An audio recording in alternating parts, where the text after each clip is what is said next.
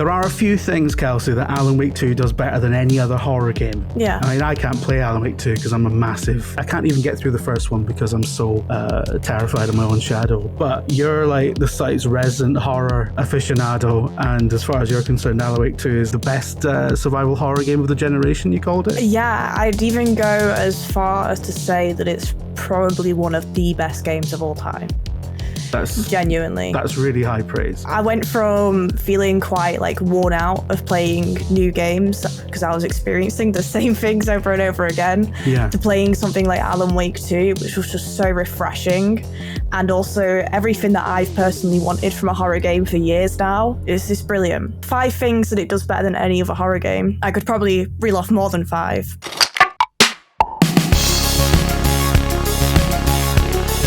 The first one has to be its use of different creative mediums. The fact that it uses obviously gameplay, live action footage, writing, you've obviously got all these page manuscripts to collect, all in one experience was quite mind-blowing to me because it's not something that you see games do too often. Like we've seen Sam Barlow's Immortality, which obviously was a very live action heavy game. Yeah. This takes that, throws it all together, and it just works. It doesn't feel messy. It doesn't feel like they're trying too hard. They've just done it perfectly, which I feel like is probably a very, very hard thing to achieve, and they've done it. Nothing feels out of place. It is the peak of meta horror. So Remedy has done something absolutely amazing here in which it has attempted to canonize its own studio.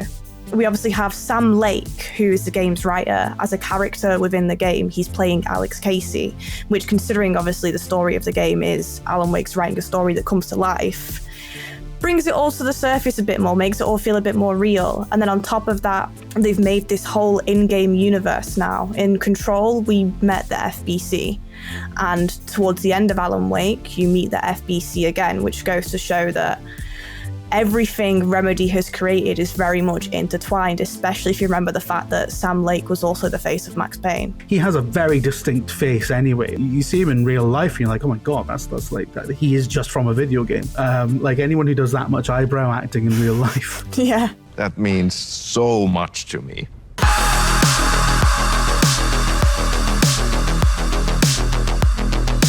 If I say so myself, I don't get too scared by horror games. I've played enough of them. I can kind of sense when things are coming. But with Alan Wake 2, even when I could sense that things were coming, they were still managing to catch me off guard. I was on the edge of my seat. I was wanting to know more, while I was also being like, I desperately need to go to bed because this game has me questioning my bloody sanity right now. But then you obviously pair how terrifying it is with these moments of comic relief, which we had in Alan Wake 1, but they feel...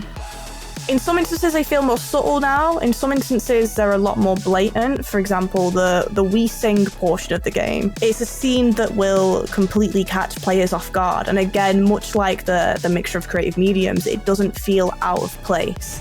From what I've gathered, you grew up nice and sheltered with mama's pretty stories and your own made-up fury. And mama gave me a magic clicker. Well, yes, I think it's true and fair to say. Is something which will have you like full on belly laughing, whilst also remembering that you are in danger and these pieces of the dark presence are going to come and get you.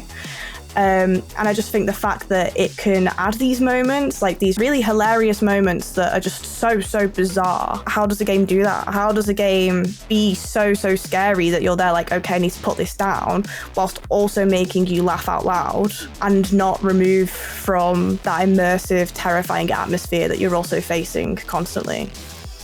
It's just brilliant.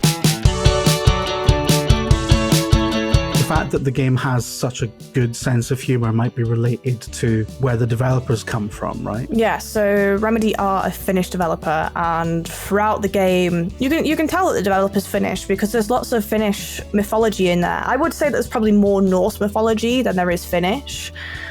But the fact that they take this town of Bright Falls and still manage to fill it with things that make it a finished game and reminds the players that they are playing a finished game by a finished developer constantly. But again, these things don't feel out of place. They don't feel forced. It's a talent to be able to do that. And that again goes to back up the fact that they're canonizing their own studio.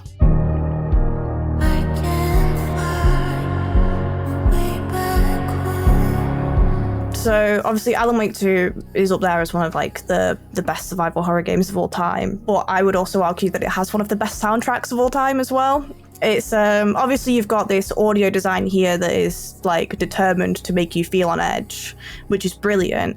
But then in between each scene that you play out, there's entire songs that are played, and these songs are made specifically for Alan Wake 2. They sort of tell and push along Alan Wake 2's story through what they're singing. And then on top of that, there's in the game itself, music is a primary feature. It becomes less about Alan Wake writing and more about the creative endeavors of multiple characters, and that includes the musicians that are featured throughout the game as well. I can't say too much about spoiling like the end of the game, but music is very, very important to this game, and it is executed brilliantly, and the tracks that have been made to accompany the game are just beautiful.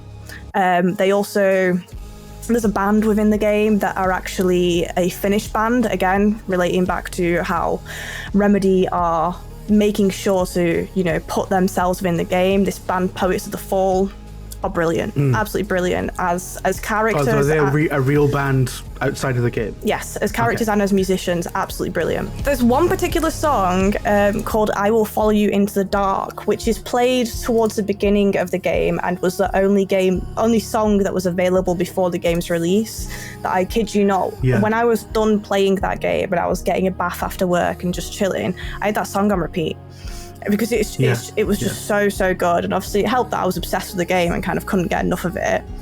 But yeah, the music is up there. Remedy has just managed to do so much within one game, and all of it's important and none of it feels like it shouldn't be there. Which I just think, like, we're getting a lot of games that have a lot of fluff, and Alan Wake's none of that. And it's still a short game. It's like a 15-hour game tops, and it does everything that it needs to be, exactly how it needs to be done. And Remedy are showing horror developers how these games should play out. I'm not saying that every game needs to be like Alan Wake 2, but I'm saying that a lot of developers could learn a lot from Remedy and how they've executed this, that's for sure.